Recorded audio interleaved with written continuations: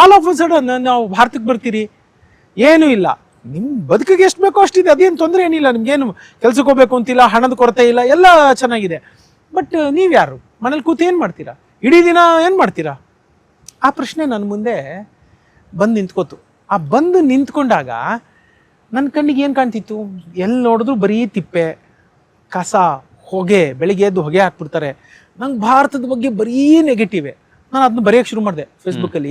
ಏನಪ್ಪ ಇದು, ಎಲ್ಲೋದ್ರೂ ಬರೀ ಹಾರ್ನ್ ಹೊಡಿತಾರೆ, ಹಸುಗಳ ಅಡ್ಡ ಬರುತ್ತೆ, ತಿಪ್ಪೆ, ಅದೇ ಬರೀತಿದ್ದೆ. ನನ್ನ ಹೆಂಡತಿ ನನ್ಗೆ ಹೇಳಿದ್ಲು, ನೀನು ಏನು ನೋಡ್ತೀಯ ನಿನ್ಗೆ ಅದೇ ಕಾಣುತ್ತೆ.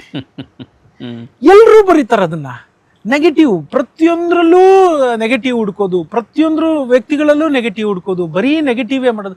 ನೀನೇನು ಅದರದ್ದು, ನೀನು ದೊಡ್ಡತನ ಏನು, ಬರೀ ನೆಗೆಟಿವ್ ಹೇಳ್ತೀಯಲ್ಲ. ನೀನು ಪಾಸಿಟಿವ್ ಹುಡ್ಕೋಕೆ ಶುರು ಮಾಡು, ನಿನ್ಗೆ ಅಲ್ಲಿ ಪಾಸಿಟಿವ್ ಕಾಣುತ್ತೆ.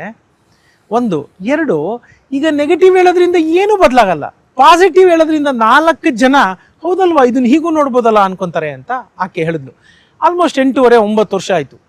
ಅವತ್ತಿಂದ ಇದುವರೆ ತನಕ ನಾನು ಸೋಷಿಯಲ್ ಮೀಡಿಯಾದಲ್ಲಾಗಲಿ ಬದುಕಿನಲ್ಲೇ ಆಗಲಿ ಒಂದೇ ಒಂದು ಸರಿ ನಾನು ನೆಗೆಟಿವ್ ಪದ ಹೇಳೋದೇ ಇಲ್ಲ. ನನ್ನ ಕಿರಣ್ ಅವರು ನನ್ನನ್ನು ಆಹ್ವಾನಿಸಿ 45 ದಿನ ಆಯಿತು, ನಾನು ಇಲ್ಲ ಅಂತ ಹೇಳಿಲ್ಲ, ಟೈಮ್ ಸಿಕ್ಕಲಿಲ್ಲ, ಆದರೆ ಬಂದು ಕೂತೆ. ನಾನು ಇಲ್ಲ ಅಂತ ಹೇಳೋದೇ ಇಲ್ಲ. ಯಾಕೆಂದರೆ ಅದು ನೆಗೆಟಿವ್. ಯಾಕೆ ನೆಗೆಟಿವ್ ಹೇಳಬೇಕು? ಸೊ ಈ ಹುಡುಕಾಟದಲ್ಲಿ ನಾನು ಉದ್ದೇಶ ಹುಡ್ಕೊಂಡೆ.